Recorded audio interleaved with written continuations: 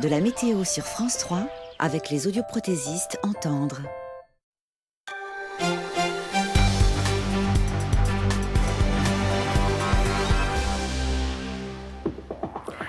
Bonjour à tous, bienvenue dans les Alpes. Tout de suite, les titres de votre journal.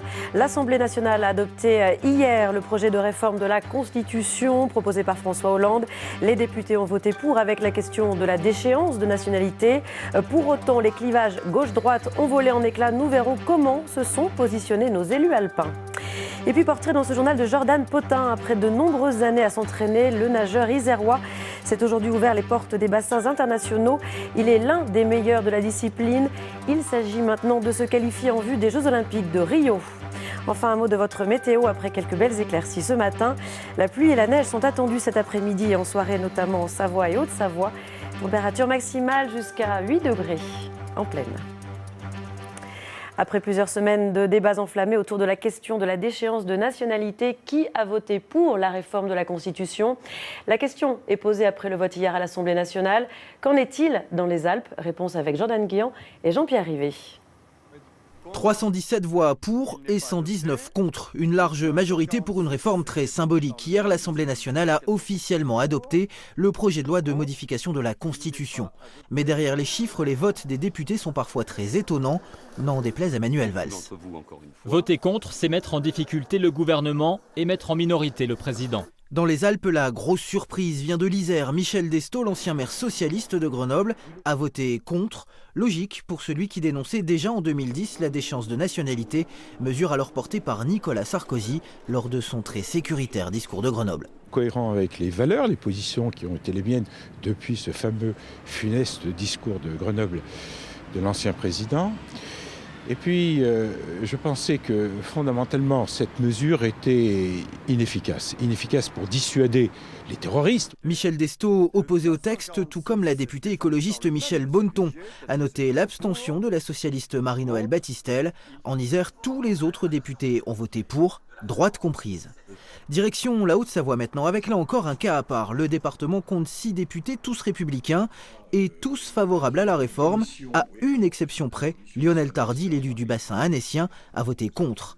Reste enfin la Savoie, seul département alpin à avoir strictement respecté le traditionnel clivage gauche-droite. Bernadette Laclais et Béatrice Santet pour le PS ont voté pour. Hervé Guémard et Dominique Dor pour les Républicains contre.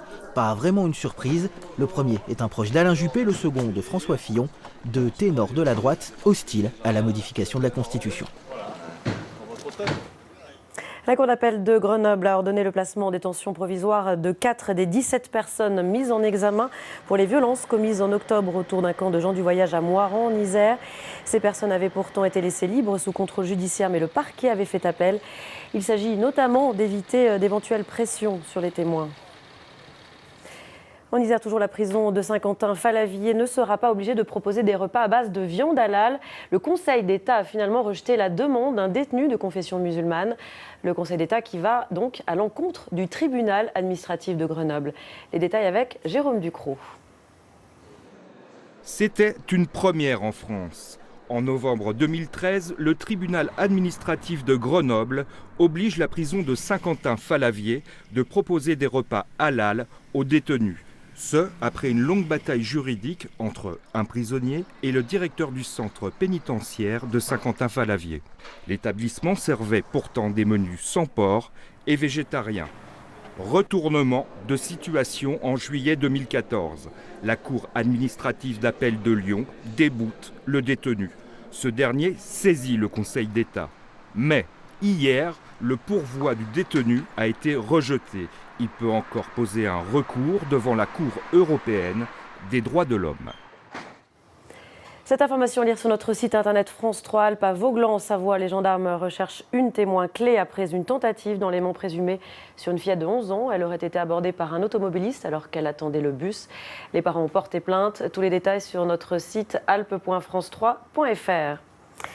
Une centaine de professeurs d'EPS, éducation physique et sportive, sont actuellement réunis à Voiron. Ils s'inquiètent pour l'avenir de leur discipline, notamment en raison de la réforme des collèges. Selon les syndicats, cette réforme pourrait mettre à mal certains programmes. On retrouve sur place Marie Michelier. Bonjour Marie, comment se déroule cette journée ? Alors vous l'avez dit, Pauline, effectivement, ils sont plus d'une centaine de professeurs de l'Académie à être réunis ici depuis ce matin à Voiron. Des professeurs comme Alexandre Majewski, qui se trouve à côté de moi, représentant du syndicat SNEP FSU de Grenoble. Tous sont inquiets de la disparition de leur discipline au DNB, le diplôme national du brevet. Alors monsieur Majewski, qu'est-ce que ça veut dire? Plus d'épreuves finalement dans ce brevet? C'est plus d'épreuves physiques, d'éducation physique au diplôme, au DNB. C'est-à-dire qu'on ne va plus évaluer ce qu'on enseigne vraiment quotidiennement et ce qu'on transmet à nos élèves dans les activités physiques et sportives et artistiques. Donc, on sait très bien qu'une discipline qui n'est plus évaluée est une discipline qui meurt. Donc les parents d'élèves, les élèves ne vont plus rien y comprendre dans une usine à gaz qu'on appelle l'évaluation du socle, de connaissances, de compétences et de culture. On ne va plus s'y retrouver, ni nous, ni les élèves, ni leurs parents. Il y a une deuxième inquiétude aussi qui porte sur les programmes. Qu'est-ce qui change? Les programmes, ils sont vides de contenu culturel. Il n'y a plus de références. Comme je vous ai dit tout à l'heure, aux activités physiques et sportives et artistiques. Les seules choses dont on parle, ce sont les valeurs éducatives qu'on transmet déjà, qu'on cherche à faire partager par tous nos élèves. Mais nous, on part du principe que c'est par l'acquisition de savoir dans les activités physiques et sportives qu'on va permettre justement de se comporter en citoyen éclairé, lucide, autonome dans notre société. Et pas l'inverse. Si on enlève tout ce qui est contenu culturel, je me demande comment on va y arriver. C'est un coup porté à votre profession. Qu'est-ce que vous attendez aujourd'hui? Aujourd'hui, on voit très bien que l'évaluation, le coup qui est porté là, sur l'évaluation, sur les programmes, va complètement nous désorganiser. On n'y comprend plus rien, on donne plus de sens à notre métier. Il faut savoir aussi que ces différents éléments sont en cohérence directe avec la réforme des collèges qui est proposée par Mme Vallaud-Belkacem, où on considère que les disciplines sont des obstacles. Or nous, on pense justement que les disciplines, ce ne sont pas des obstacles. Qu'est-ce qui ennuie les élèves?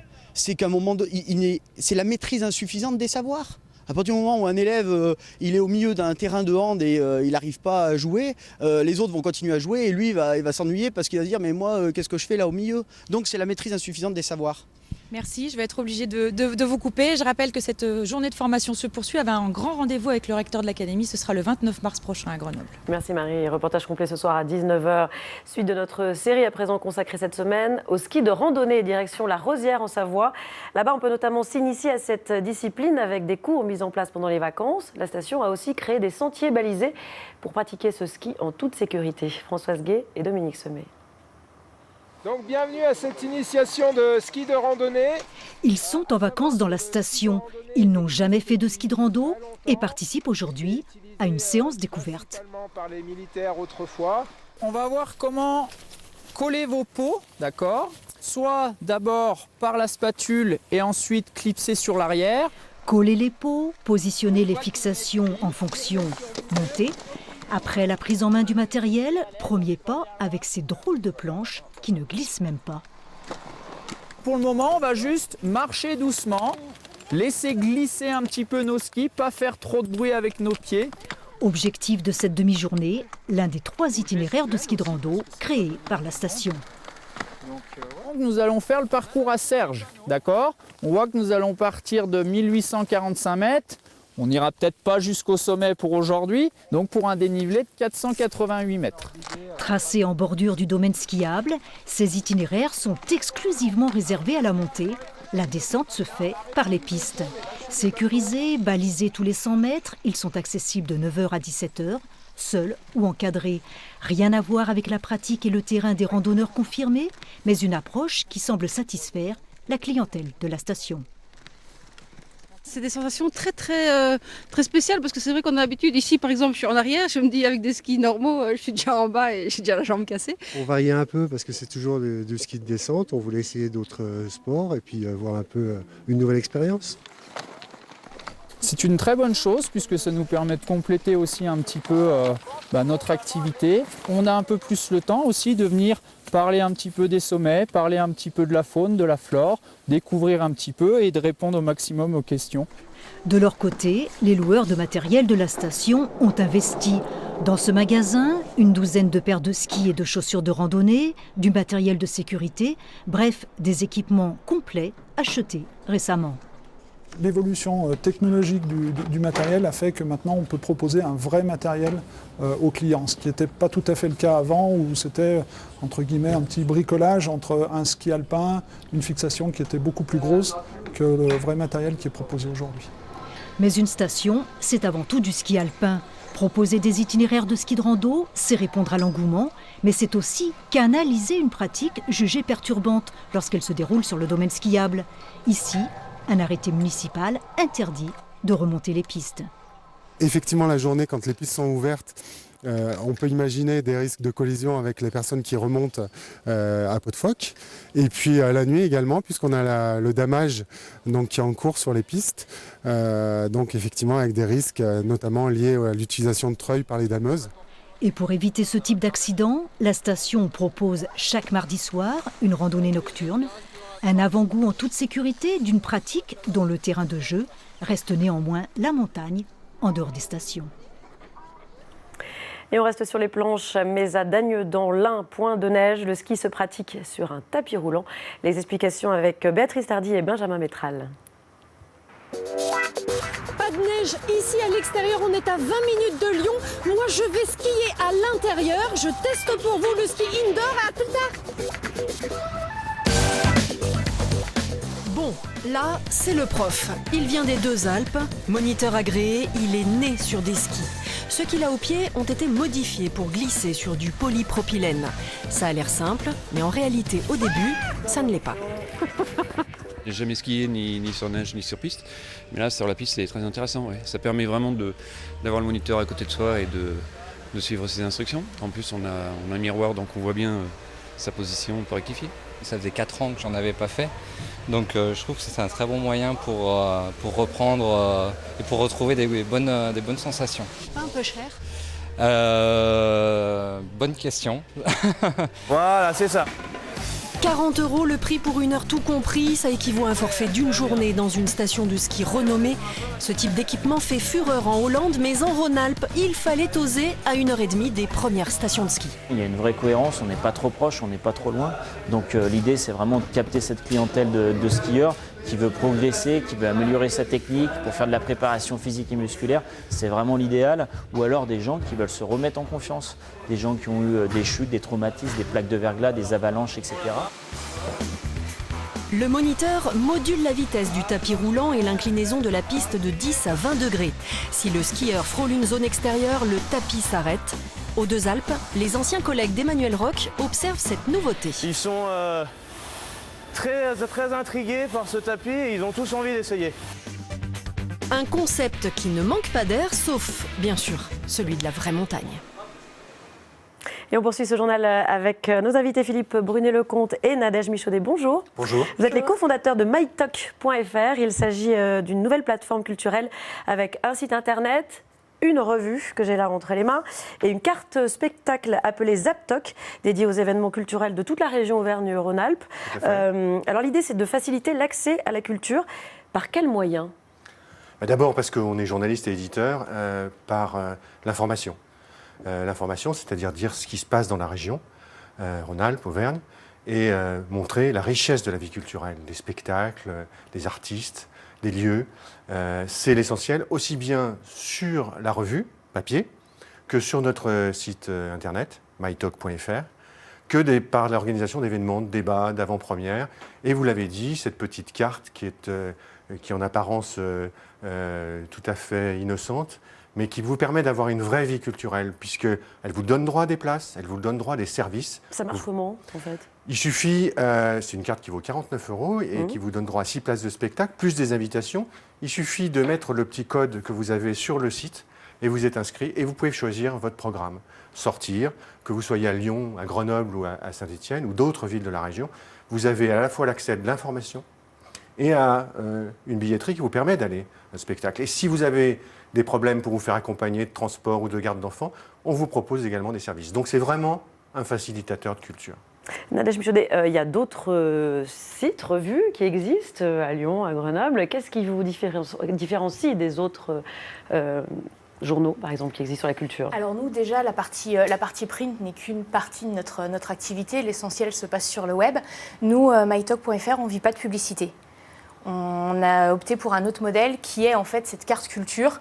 Donc l'idée, c'est de financer les contenus qu'on produit par la vente de cette carte et d'utiliser en fait la culture pour entraîner les gens et les encourager à aller découvrir, de sortir des sentiers battus, à aller découvrir tout un tas de spectacles, tout un tas de choses.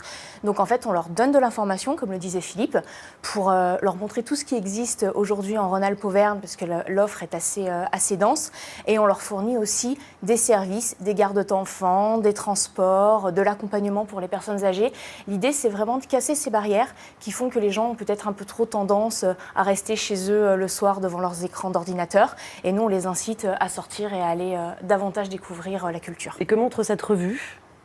Cette revue, en fait, c'est territorial et c'est des portraits. C'est des articles longs, donc on est revenu à ce qu'on appelait le slow journalisme. Donc l'idée, c'est d'aller rencontrer les gens, de donner la parole à des artistes, à des gens qui font la culture, mais aussi à des hommes politiques, à des chefs d'entreprise. Ce qu'on veut, c'est une culture de société. On ne fait pas de critique de spectacle, ce qui nous différencie aussi des autres supports. On fait intervenir pas mal d'écrivains dans cette revue. On a le prix Goncourt, Alexis Génie, et on fait illustrer par des dessinateurs. Merci beaucoup à vous d'être venus sur notre plateau. Merci. Merci. Il est isérois, il a 21 ans et il pourrait bien défendre les couleurs tricolores aux prochains Jeux Olympiques de Rio. Pour cela, Jordan Potin s'entraîne dur, très dur même. Des journées intensives entre bassin et musculation. Portrait de ce futur grand avec Maxence Regnault et Jordan Guéant.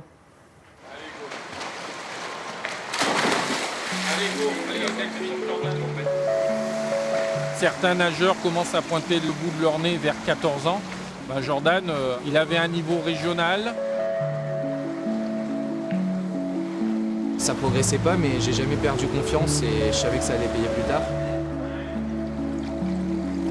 Pour moi, la qualif à Rio, il va la faire. Je pense même qu'il va la faire sur plusieurs épreuves.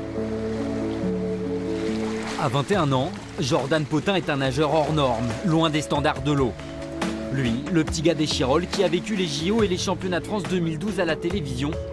Après 12 années à nager, à faire les sacrifices qu'exige la natation, il s'est ouvert les portes des bassins internationaux. C'est quelqu'un qui a fait preuve d'une maturité tardive, à la fois sur le plan de son développement physiologique, il a commencé à grandir tardivement, mais aussi d'un point de vue de ses résultats sportifs. Le fait que j'ai évolué physiquement, ça m'a permis de mieux encaisser la charge d'entraînement et voilà, de potentialiser tous les efforts que j'avais faits auparavant. Aujourd'hui, son corps lui permet de rivaliser sur la scène mondiale. 1m88, 78 kg, façonné par 4 heures de natation quotidienne. Une charge de travail aussi énorme que nécessaire et qui forcément meurtrit le corps d'un homme. Donc ça, ouais. Par là. Ouais. Okay. Et ta nuque, c'est quoi? C'est plutôt musculaire? Ouais, c'est tout musculaire. C'est pas le blocage quand tu tournais la tête? Séance de kiné en prévention et un travail physique même hors de l'eau. En plus de ces 2 entraînements, Jordan Potin s'impose chaque jour une séance de muscu.